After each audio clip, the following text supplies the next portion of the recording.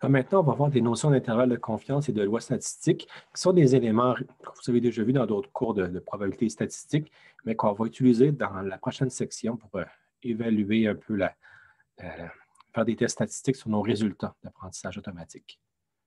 Donc, lorsqu'on parle d'un estimateur, par exemple par le maximum de vraisemblance, on trouve la façon d'évaluer la valeur d'un paramètre, la valeur d'une chose qu'on a sous la main, qu'on observe directement ou indirectement. L'intervalle de confiance, dans le fond, c'est plus précis d'une certaine façon qu'un estimateur. C'est la plage des valeurs plausibles d'un paramètre avec un certain degré de confiance. C'est-à-dire, par exemple, notre paramètre vaut une valeur entre 9,5 et 10,5 95 du temps. Ça veut dire que dans 95 des circonstances, avec ce qu'on a comme mesure, la véritable valeur serait dans cette plage-là. 5 du temps, ça se peut qu'elle soit un peu plus haute ou un peu plus petite. Mais notre intervalle de confiance est défini de cette façon-là. Puis généralement, l'intervalle de confiance, on le base sur ce qu'on croit être la densité de probabilité sous-jacente de l'estimateur. On a un estimateur, puis on va estimer que l'estimateur suit, c'est une variable aléatoire qui suit une certaine loi qu'on va poser possiblement ou qu'on va définir d'une certaine façon. Par exemple, si on dit qu'on a des échantillons XT, puis on dit que chacun des XT suit une loi normale, puis on en a N, on peut estimer la moyenne des XT. On va dire que la moyenne mu, ça va être directement estimé par le M. Donc, le mu, c'est la véritable valeur de la loi normale sous-jacente. Et le M serait estimé en faisant la somme des XT divisée par N. Donc, une moyenne bien ordinaire. L'estimation de la moyenne des échantillons est celle-là. Mais on dit, bien, M, dans le fond, c'est une somme de variables normales parce que chacun des XT suit une loi normale. Donc, si le XT suit une loi normale de moyenne mu et d'écart type sigma carré, de variance sigma carré, bien, M en soi est également une loi normale qui a également la moyenne mu, ici, mais dont la variance est de sigma carré divisé par N, vu qu'on fait une somme et qu'on divise par N ici. Donc, c'est quand même intéressant parce qu'on sait donc que M est également normal. Et donc, ce qu'on peut dire, c'est que sachant que c'est une loi normale, sachant un peu la paramétrisation qu'on a ici, on sait que donc la véritable valeur mu, la vraie valeur de la moyenne, se situerait entre l'estimation M moins 1,95 sigma divisé par racine carrée de N et M plus 1,95 sigma divisé par racine carrée de N. Ça, on va dire que 95 du temps, le mu est dans cet intervalle-là, donc à plus ou moins une certaine valeur. Puis si on avait un autre pourcentage, 95 ce serait d'autres chiffres ici. Un autre élément aussi pertinent, c'est de dire que, généralement, pour simplifier les choses, on va transformer une loi normale avec une certaine moyenne, une certaine variance en loi Z.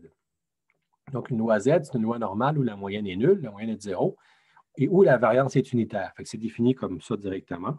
Donc, c'est une façon quand même de simplifier les choses. Et donc, à partir de ça, on peut dire qu'une certaine variable Z peut suivre une loi Z, où là, on peut dire que la probabilité que Z soit plus grand qu'une certaine Z alpha est égale à alpha, où alpha est un peu notre intervalle de confiance. Donc, on a deux différentes bornes qu'on peut définir ici. C'est de dire, par exemple, qu'avec une loi Z, on pourrait définir que soit qu'une borne inférieure, à savoir, je vais reprendre ça, une certaine loi Z centrée sur 0. Ce qu'on peut dire, c'est que dans le premier cas, on a comme la borne disant que qu'on a le moins ZA ici. Donc, on peut dire, c'est quoi les chances que X, que Z, excusez-moi, Z soit plus grand que moins ZA. Fait qu'on peut dire moins Z alpha, à vrai dire, c'est ça ici.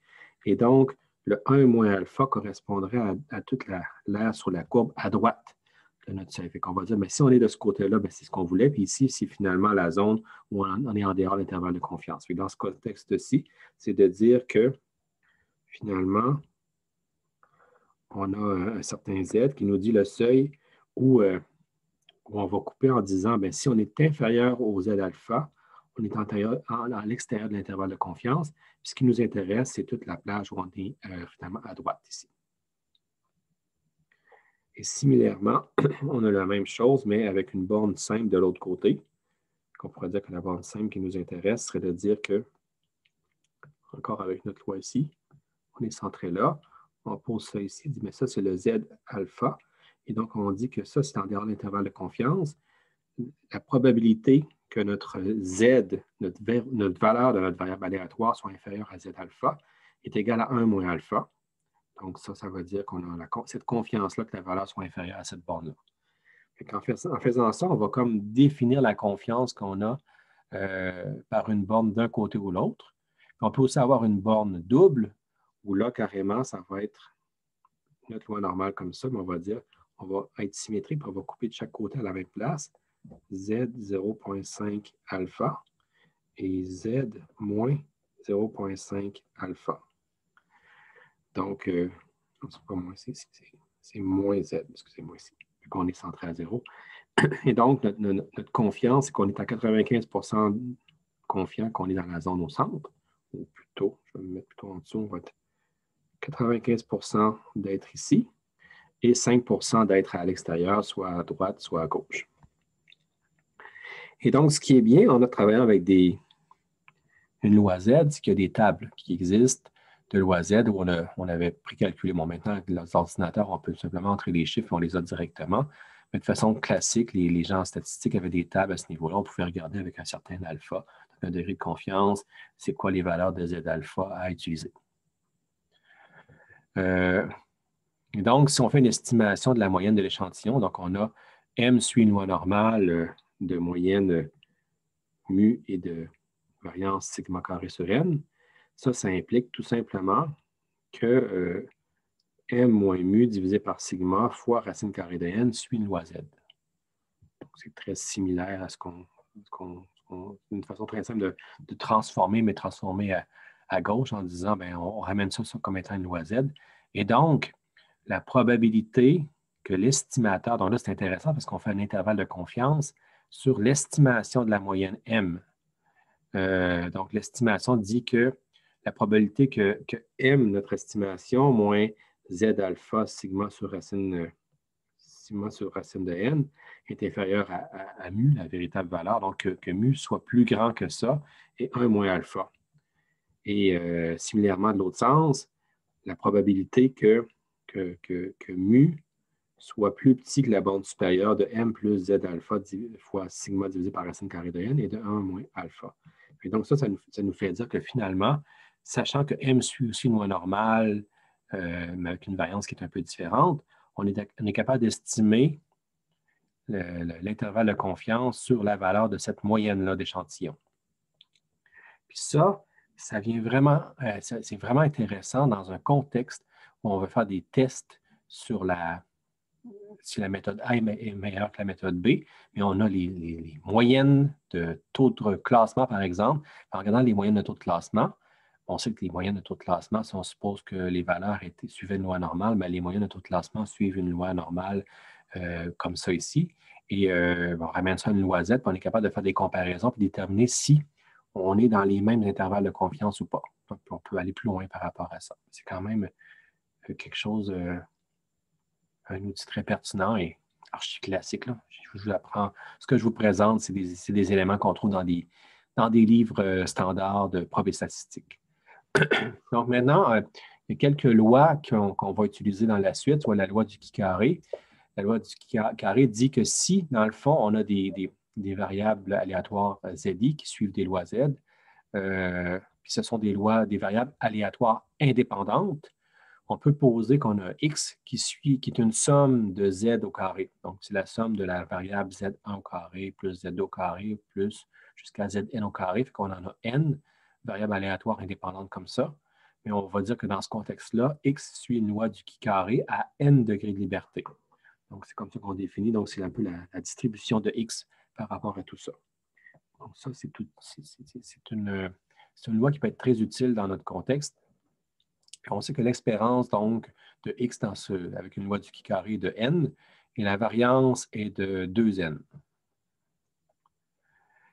Donc, avec un certain échantillonnage de valeurs xt qui suivent une loi normale, on peut estimer la variance comme étant S carré qui est égal à la somme des xt moyennes au carré divisé par n-1. Donc, on a un estimateur corrigé. Ce qu'on peut dire par rapport à ça, c'est que comme notre estimation de la variance est une somme de xt qui est aussi normale, somme de xt moyenne au carré, en brassant un peu les équations, en ramenant ça, par exemple, une renormalisation pour tomber sur des lois z, on arrive à dire que finalement, ceci, donc n-1 fois s carré divisé par sigma carré, suit une loi du qui carré à n-1 degré de liberté. Parce qu'on fait une sommation selon ces différentes valeurs. Donc, ça, c'est intéressant parce qu'on a la distribution des variances. Donc, on peut modéliser la distribution des variances par une loi du qui carré. Donc, la loi du qui carré, c'est vraiment excellent pour faire des tests statistiques sur plusieurs variables aléatoires qui suivent des lois normales. Donc, si on a plusieurs variables qui suivent des lois normales, on peut les intégrer dans une loi du qui carré. Donc, plusieurs estimations d'un taux de classement, etc. On a aussi la loi de Student. Elle est intéressante là où on voudrait faire des tests sur des distributions normales, mais on a quand même très peu d'échantillons. Donc, la loi de Student, dans ce contexte-là, est plus intéressante est quand même très intéressante. Une loi de Student, ça suppose, supposons qu'une variable z suit une loi z et un x suit une loi du qui carré, qui sont indépendants. Alors, on va dire que la variable Tn, grand Tn, suit une loi de Student à n degrés de liberté. Fait que si on dit grand T est égal à la variable z qui suit une loi z divisée par racine carrée de x divisé par n, mais alors on va dire que Tn suit une loi, une loi de Student à n degrés de liberté. Puis lorsque le n devient grand, ça revient à une distribution normale. Donc là, on retombe sur une distribution normale sans problème. Puis l'espérance ici est égale à 0. La variance est égale à n sur n-2 pour un n plus grand que 2.